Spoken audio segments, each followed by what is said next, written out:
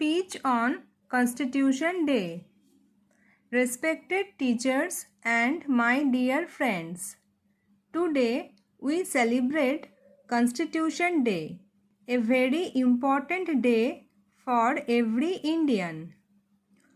On this day, in 1949, India adopted its own constitution, which came into effect on January 26, 1950.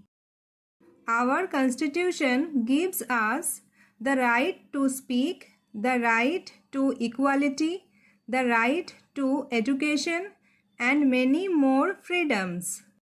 But along with rights, we also have duties: to respect the national flag, to protect our environment, and to treat everyone equally.